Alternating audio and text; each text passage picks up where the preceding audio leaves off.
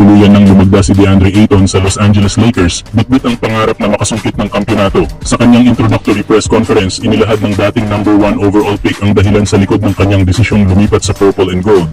Ayon sa kanya, sinuri nila ng kanyang mga ahente ang iba't ibang kuponan, ngunit sa huli ang Lakers ang nakita nilang pinakamagandang destinasyon. Sa mga kuponang pinag-aralan namin ng mga ahente ko sa panahong iyon, pakiramdam ko ang Lakers ang pinakaakmang destinasyon, ani ni Ayton. Makakasama ko ang dalawa sa pinakamahusay na playmaker sa buong liga at syempre ang Laker Nation. Ramdam ko ang suporta ng mga tagahanga sa likod ng team na to. Hindi ko pa naranasan ang ganitong klase ng kultura at masaya akong maging bahagi nito. Kilala ang organisasyong ito sa pagiging isang panalong franchise. Alam ko ang mga inaasahan dito. Alam kong napakahalaga ng pagkapanalo para sa kanila.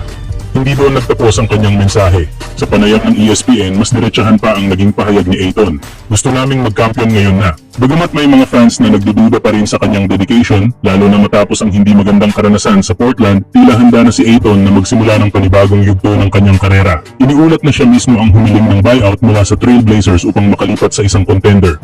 Ang kanyang pagdating ay itinuturing na malaking hakbang para sa Lakers na matagal nang naghahanap ng lehitimong sentro.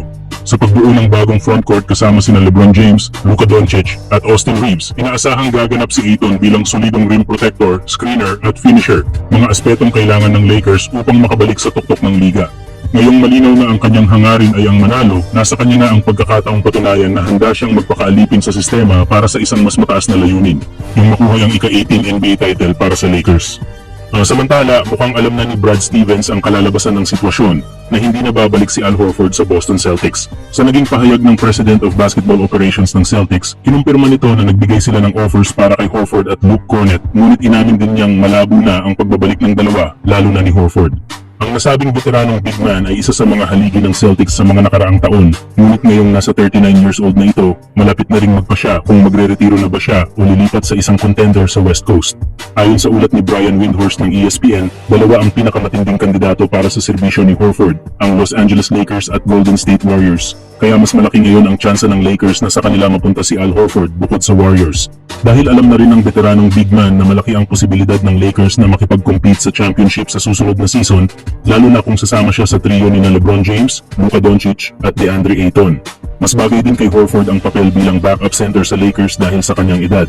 Sa presensya ni Ayton, Jackson Hayes at Maxi Kleber sa frontcourt rotation ng Los Angeles, hindi niya kailangang magbabad sa laro kaya mas mapapangalagaan ang kanyang katawan at makakaiwas siya sa injury. Samantalang kung sa Warriors siya mapunta, posible siyang gamitin bilang starting center dahil sa kawalan ni Kevin Looney, isang setup na maaaring magdulot ng labis na playing time at pagod para kay Horford. Sa edad niya ngayon, mataas ang risk na hindi niya matapos ang regular season kung araw-araw siyang ibababad bilang starter. Kaya mas fit at mas ligtas ang setup para sa kanya kung sa Lakers siya maglalaro. Ang sitwasyon na ito ay mas lumilinaw palalo kung titignan ang kasalukuyang estado ng Celtics. Hindi na rin kasi inaasahang magiging contender ang Boston sa darating na season matapos nilang i-trade sina Kristaps Porzingis at Jrue Holiday, dalawang pangunahing piyesa na naging mahalaga sa kanilang finals run. Bukod pa rito, nawalan din sila ng frontcourt depth nang mapunta si Luke Cornett sa San Antonio Spurs. At higit sa lahat, patuloy na nagpapagaling si Jason Tatum mula sa isang season-ending Achilles injury, dahilan upang magbago ang direksyon ng buong organisasyon.